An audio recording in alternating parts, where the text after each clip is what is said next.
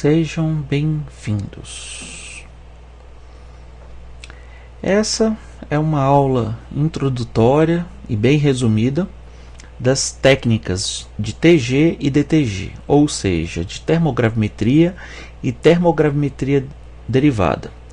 Essas técnicas pertencem ao conjunto dos métodos termoanalíticos, como um assunto introdutório e pertencente à nossa disciplina de Química Analítica Instrumental. Eu sou o professor Jefferson. Sejam bem-vindos. Bom, para essa aula, trabalharemos em cima de 4 objetivos. O primeiro, introduzir conceitos de métodos termoanalíticos, apresentar a técnica de termogravimetria, pela sigla TG, apresentar a técnica de termogravimetria derivada, com a sigla DTG, e resolver problema aplicado de TG-DTG. Dentre as referências que podemos citar nesse tema, a principal é o livro em homenagem ao professor Giolito. E esse livro tem como título Giolito, Fundamentos da Termogravimetria, Análise Térmica Diferencial e Calorimetria Exploratória Diferencial. Bom, com relação à parte da introdução aos métodos termoanalíticos. Então, definindo, um grupo de técnicas nas quais uma propriedade física de uma substância ou seus produtos de reação é medida como função da temperatura, enquanto a substância é submetida a um programa controlado de temperatura. Para isso, 3 critérios devem ser satisfeitos. O primeiro deles, uma propriedade física deve ser medida. O segundo deles, a medida deve ser expressa direta ou indiretamente como função da temperatura. E terceira, a medida tem que ser feita sobre um programa controlado de temperatura.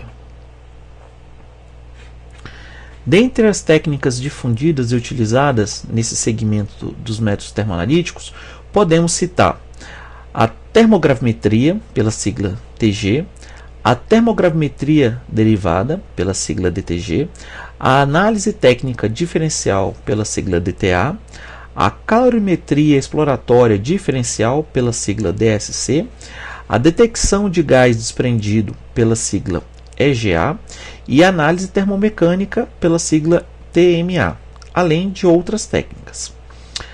Essas técnicas dos métodos termoanalíticos permitem obter informações do material que está em análise, considerando a variação de massa, a estabilidade térmica, a água livre, a água ligada, a pureza, o ponto de fusão, o ponto de ebulição, os calores de transição, os calores específicos. Gera-se também, é possível, o estudo dos diagramas de fase, a cinética da reação, estudos de catalisadores, transições vítreas e entre outras coisas. Para relação, entrando agora no tópico termogravimetria, diversas tentativas foram direcionadas na perspectiva de promover o aquecimento em certa espécie para provocar na massa das substâncias, a fim de se poder estabelecer a faixa de temperatura em que se começa a decompor, bem como se seguir o andamento de reações de desidratação, oxidação, decomposição e outras reações, e assim correlacionar tais dados. Então, o grande objetivo com a termogravimetria é observar essa massa variando com o aumento de temperatura e as reações pertinentes a esse processo de aquecimento. O que consegue correlacionar com isso, nessa etapa de decomposição desse material aquecido. Para isso, nós temos que seguir a seguinte lógica. A massa da amostra representada pelo Mzinho é continuamente registrada em função da temperatura, representado pela letra T maiúsculo, ou pelo tempo, representado pelo T minúsculo. Observando como segue-se um rito de rampa de aquecimento, então no momento em que eu tiver a correlação do tempo, esse tempo é uma medição indireta da temperatura naquele momento. Dessa forma, temos que a massa vai ser uma função da temperatura ou do tempo. Nas curvas de TG, as variações na ordenada indicam a variação de massa, ou seja, lá no eixo Y, sofrido com o desenvolver das abscissas, que vai estar o tempo ou temperatura no eixo X. Tais variações podem ser utilizadas para finalidades quantitativas e também qualitativas, tá? Isso é extremamente importante. Pensando aí um pouco no histórico disso, vamos apresentar alguns trabalhos científicos. Um dos primeiros que se tem como explicando, discutindo a termogravimetria, é um trabalho de 1907, onde apresenta-se alguns levantamentos de curva de decomposição térmica de piritas. Aí passa um pouco, em 1912, existe um trabalho, onde se construíram uma balança dotada de compensação eletromagnética, e aí esse equipamento ele foi utilizado para acompanhar a eflorescência de sais hidratados. Um pouquinho depois, o trabalho da Honda aí, foi um dos marcos dessa etapa, em 1915, desenvolveu a primeira termobalança. Inclusive foi nesse trabalho que se deu o nome, de termobalança. Com isso, foi possível estudar a decomposição térmica do sulfato manganoso, sulfato de cálcio e o anidrido crômico. Nesse período aí, a comunicação científica era um processo extremamente lento. Tá? Alguns anos depois, em 1923, sem ter esse conhecimento do trabalho da Honda, foi publicado um outro trabalho, tá? Que desenvolveu um sistema de aquecimento com forno. E esse forno era feito através de um bico de Bunsen, onde tinha uma válvula que controlava de modo progressivo, essa quantidade de gás. Então essa rampa de aquecimento era possível ser feita. Tá? De modo também extremamente engenhoso, usou-se uma balança para detectar essa variação de massa.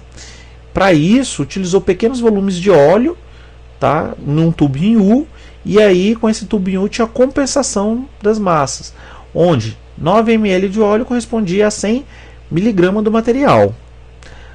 E aí, dando um salto lá para 1958, foi onde, de fato, a primeira descrição do instrumento multifuncional capaz de registrar simultaneamente todas essas técnicas de hoje, que são os derivatogramas, as curvas TG, as curvas DTG e as curvas DTA. Mais para frente, em 1960, foi onde apareceu, onde escreveu os termoanalisadores da Mettler, que é uma das maiores empresas nesse segmento, que era capaz de registrar simultaneamente essas curvas, TG, DTG e DTA, ou em relação à temperatura ou em relação ao tempo, com atmosferas estáticas ou dinâmicas ou sob vácuo, dando um grande salto e chegando muito mais próximo dos equipamentos que nós temos nos dias atuais. As curvas de variação de massa, em geral, perda mais raramente ganho de massa, porque as atmosferas aplicadas normalmente é para reduzir a massa, para eliminar os gases gerados pelo material, estão em função da temperatura. Isso permite tirar conclusões sobre a estabilidade térmica desse material, sobre a composição e a estabilidade dos compostos intermediários nessa etapa de decomposição, e sobre a composição dos resíduos, a estabilidade térmica desses resíduos depois dessas decomposições. Esse aqui é um esquema genérico para um equipamento moderno de TG.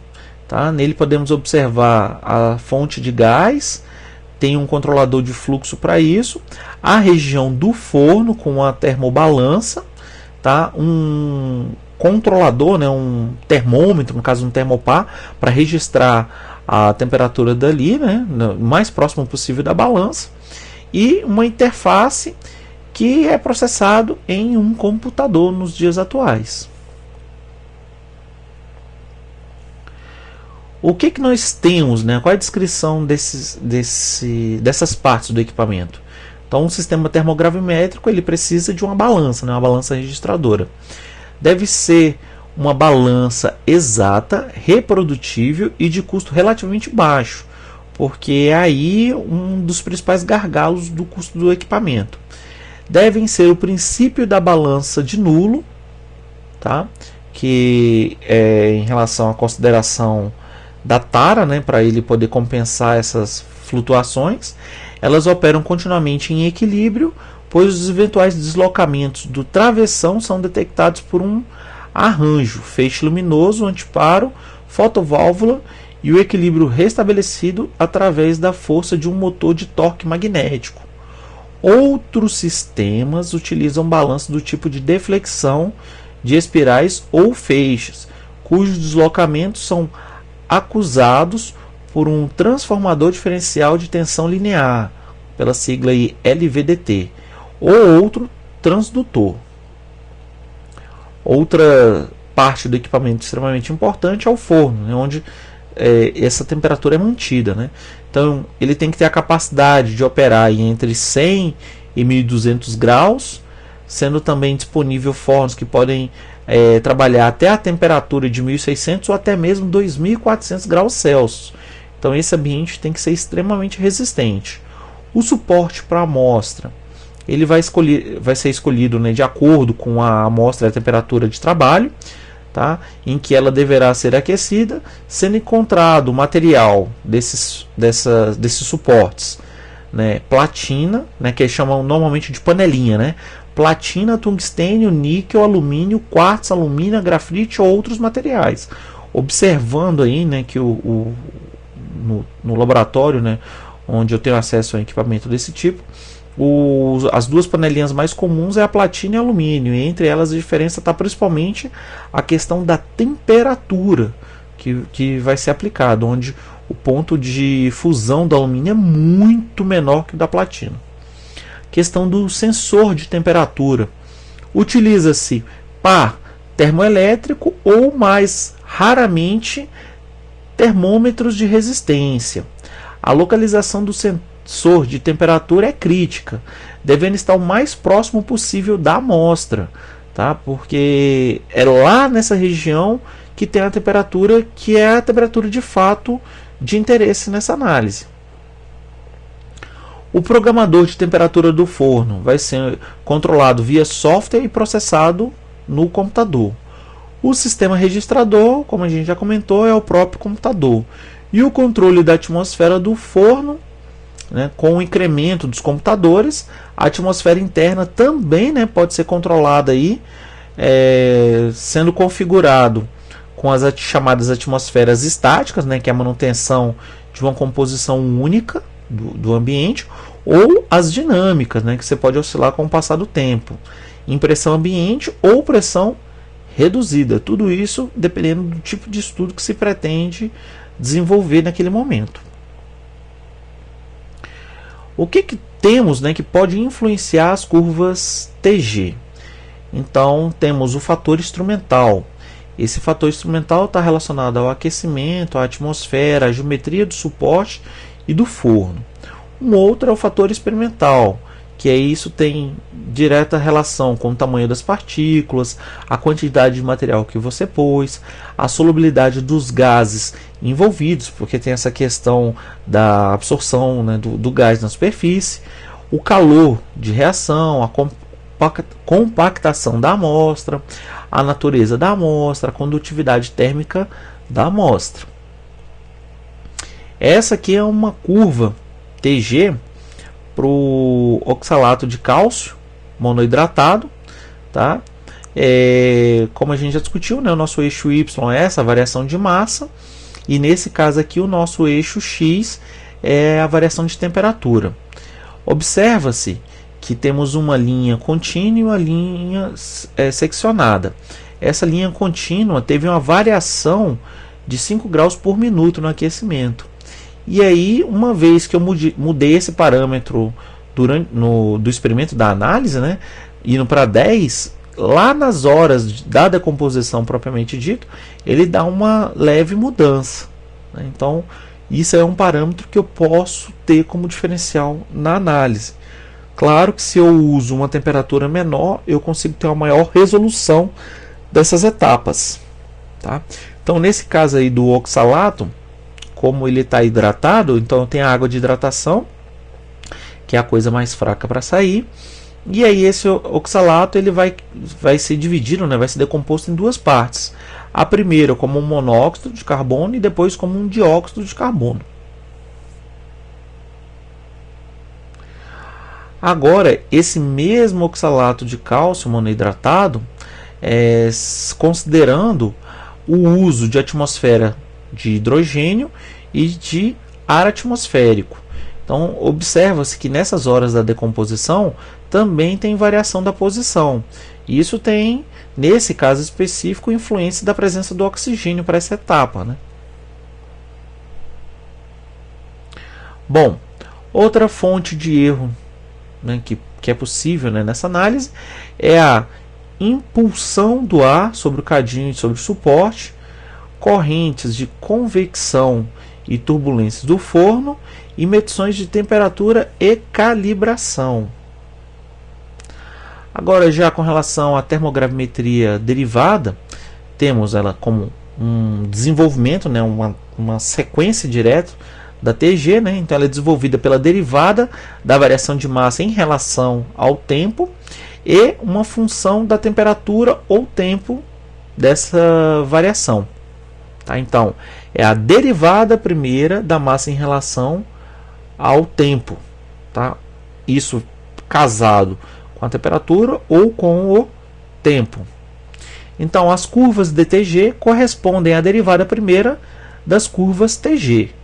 Dessa forma, a integração dos picos nas curvas DTG correspondem à massa perdida ou incorporada em certo instante. E aí aqui que está o grande pulo do gato, né? Aquelas curvas de TG, como a gente discutiu, eram só aqueles morrinhos descendo, né? Aquela escadinha. E aí assim que você aplicar a primeira derivada naquilo, você vai ter picos. E aí esses picos, eles podem ser integrados e aquela região daquele pico vai corresponder exatamente à hora da descida daquele degrauzinho, que vai corresponder especificamente sobre a redução da massa daquele material. Tá? Então, neste método são obtidos curvas que correspondem à derivada primeira da curva TG, e nos quais os degraus são substituídos por picos, que delimitam áreas proporcionais às alterações de massa sofridas pela amostra. Então, vamos pensar aqui nesse exemplo lá do livro em homenagem ao professor Jolito. Nessa curva, temos a parte superior correspondendo a TG e a parte inferior correspondendo a DTG dessa TG. Então nós temos dois degraus lá na nossa TG, e aí aqui na hora da DTG eu tenho esses picos para baixo porque está como redução de massa. Cada pico desse corresponde a um degrau daquele, tá? E a integração dessas áreas corresponde às percas de massas daquelas etapas, aquelas partes. Bom, aplicações da DTG: estudo da decomposição térmica de substâncias orgânicas, inorgânicas e dos mais variados tipos de materiais como minerais, minérios, carvão, petróleo, madeira, polímeros, alimentos, materiais explosivos e muitos outros não citados aqui. Estudos sobre corrosão de metais em atmosferas controladas, em faixas muito amplas de temperatura, estudos sobre velocidades de destilação e evaporação de líquidos e de sublimação de sólidos. Agora, para tentar amarrar tudo isso, nós vamos desenvolver um problema lá do livro do Yonashiro, né, que a gente está aqui denominando como questão 1, e a gente vai tentar entender um pouco mais dessas curvas TG e DTG e acompanhando o cálculo. Bom, tem uma certa adaptação nessa questão, né, porque aqui a ideia é calcular as áreas, né? Então, certa amostra composta por cálcio, estrôncio e bário, além de material inerte nas condições de análise, foi recebida para análise desses metais. seguindo o procedimento descrito na literatura. 1,600 grama dessa amostra foi dissolvida e os respectivos íons metálicos precipitados quantitativamente como oxalatos hidratados. O precipitado, depois de convenientemente tratado, isolado e seco, forneceu um resíduo igual a 1,794 gramas. Curvas TG-DTG desse resíduo foram obtidas utilizando-se a atmosfera dinâmica de ar, vazão de 100 ml por litro, razão de aquecimento igual a 10 graus por minuto, suporte de amostra de platina e massa igual a 7,042 mg. As curvas TG-DTG encontram-se a seguir. Então, considerando a curva TG, determine o teor em permilagem dos metais. Então, vamos só tentar esmiuçar aqui esse problema. Eu tenho um material que, entre as várias coisas que tem lá dentro, tem cálcio, estrôncio e bário. Fiz um tratamento desse material, inclusive podendo ser um tratamento bem descrito lá pela química analítica clássica, tá? E aí, essa amostra que tinha inicialmente a massa de 1,600 grama, foi aberta, gerou-se os íons metálicos, e aí por aquela marcha analítica clássica, ou outro procedimento, mas vamos aqui focar na química analítica, isolou o íon de cálcio, o íon de estrôncio e o íon de bário, e aí foi precipitado quantitativamente como os oxalatos hidratados desses três metais. E aí esse material isolado, tratado, isolado e seco, que está aqui na sequência do texto, teve um resíduo de 1,794 gramas. Ok? A descrição aqui do que se utilizou não é o nosso foco para o cálculo, tá? Aqui é só dizendo que seguiu uma certa orientação do equipamento, mas o importante aqui é observar que a amostra teve uma massa de 7,042, tá? O suporte da amostra. E aí sim, agora a gente vai para a parte de cálculo, tá? E esse cálculo vai ser para obter os teores, né, lá de cálcio, estrôncio e bário em permilagem na amostra. Bom, aqui, né, nós temos uma curva de TG para esses materiais, tá? Para esse material, né, desses metais. E aí desse TG nós podemos calcular a derivada primeira dessa massa em função da temperatura e obter a curva DTG, que é essa aqui. E aí você tem esses picos, cada pico desse pode ser integrado, tá? E aí, como a relação do eixo y está em miligrama por grau, então essa integral aí vai dar miligrama, ok? Observando que aí seria pela uma propriedade do material, né, que a primeira temperatura, né, aí seria da água de hidratação, lá por volta dos seus 100 graus, e aí os oxalatos já foi discutido, né, que o primeiro ponto sai o CO, então independente do metal, é a primeira degradação do oxalato, então sairia o monóxido de carbono, com essa massa aí de 0,6350 mg, então seria dos três metais, e aí cada metal, por último, ficaria com os seus óxidos para liberar. E aí esse óxido só sairia dependendo da ligação, né? Então a ligação dele com o metal teria força suficiente para distanciar um do outro. Nesse caso específico já está registrado aqui que o primeiro CO2, né, o primeiro dióxido de carbono, foi o que estava vinculado ao cálcio, com massa de 0,8000 mg.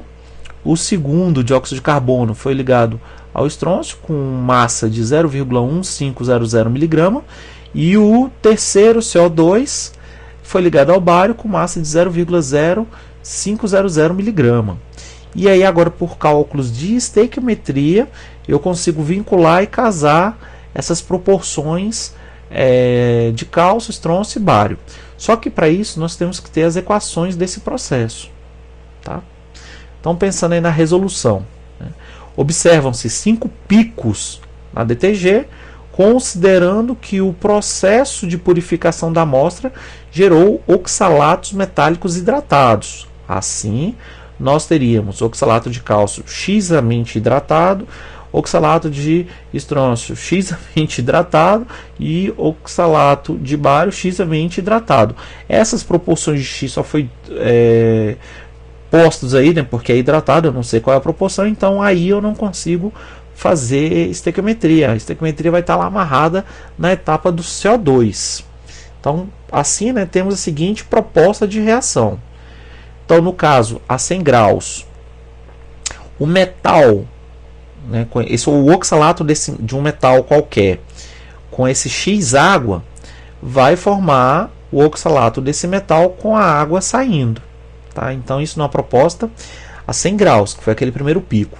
O segundo pico, que estaria lá na casa dos 230 graus, seria esse oxalato do metal formando o carbonato do metal e o monóxido de carbono. Tá? Então, independente do metal, nesse caso são 3 metais distintos, esse monóxido de carbono estaria saindo do conjunto inteiro, independente da proporção entre eles. E aí também eu não teria uma estequiometria fechada. O importante vai ser enxergado lá em 500, 700 e 820 graus, porque agora eu vou enxergar o CO2 por uma estequiometria definida. Então, esse carbonato agora é de cálcio, que é um metal específico. Nessa decomposição vai formar o óxido de cálcio, que vai ficar estável, mais o dióxido de carbono, que vai sair a 500 graus. Então, todo o dióxido de carbono que sair em 500 graus é correspondente a essa ligação com o cálcio, tá? Que aí ficaria nessa proporção 1 para 1 com o cálcio. A 700 graus é o estrôncio. Então, o carbonato de estrôncio forma óxido de estrôncio mais dióxido de carbono, também nessa proporção de 1 para 1 CO2 com estrôncio. Em 820 graus sai o último, né, que é a decomposição do carbonato de bário, formando o óxido de bário e o dióxido de carbono. Esse CO2, esse dióxido de carbono, também na proporção 1 para 1. E essas proporções aí amarram a nossa estequiometria. Então, assim, a partir da estequiometria é possível calcular as massas dos metais e sua quantidade na amostra. Então, para o caso do cálcio, o que nós temos? Que 1 mol de cálcio está para 1 mol de CO2, e aí pelas massas molares, a massa molar do cálcio é 40,08 gramas por mol, e a do dióxido de carbono 44,01 gramas por mol. E aí nessa relação estequiométrica, e com a massa de dióxido de carbono lá na DTG tendo dado 0,8000 miligramas, então essa conta aí vai dar uma massa de cálcio de 0,7285616 miligramas. Como o teor calculado vai ser em cima daquela massa lá de 7,042, está em permilagem, e aí com o fator de conversão do 1,6 do material para aquele 1,794. Vamos só voltar lá nesse 1,6 e 1,794. Aqui, ó, 1,6 da amostra e 1,794 do resíduo. E esse resíduo de conversão é todos os óxidos que ficaram no fim, tá? E aí com essa conversão vai dar uma permilagem de 92,27 por mil. Já para o estrôncio, o raciocínio é o mesmo, só que eu vou substituir a massa do estrôncio e a massa do CO2 em relação à DTG que foi integrada. Então, 1 mol de estrôncio para 1 mol de CO2, 8,62 gramas de estrôncio por mol de estrôncio, dividido por 44,01 gramas de dióxido de carbono por mol de dióxido de carbono, vezes o 0,15 mg de CO2 lá da integração do pico da DTG. Isso vai dar uma massa de 0,298636 de estrôncio, miligrama de estrôncio, e o teor vai ser essa massa dividido pelo 7,042 vezes 1000 vezes 1,6 dividido por 1,794. E aqui nós temos o valor de 37,82 por mil. Por fim, nós temos o bário. Sabemos que 1 mol de bário está para 1 mol de CO2, 137,3 gramas por mol de bário, tá, para 44,01 gramas por mol de CO2. A massa a partir da integração do pico de DTG é de 0,05 mg de CO2, multiplicando isso dá uma massa de 0,155987 mg de bário. O teor de bário é esse valor, dividido pelo 7,042, vezes 1000, vezes 1,6, dividido por 1,794. E aí a permelagem é de 19,755621 por 1000. Bom, por aqui, né, terminamos. Só para esclarecer, esse é só um material introdutório. Essa apresentação está em um formato textual, né, para tentar ficar mais fácil a leitura, e está aqui na descrição do vídeo. Muito obrigado e até mais.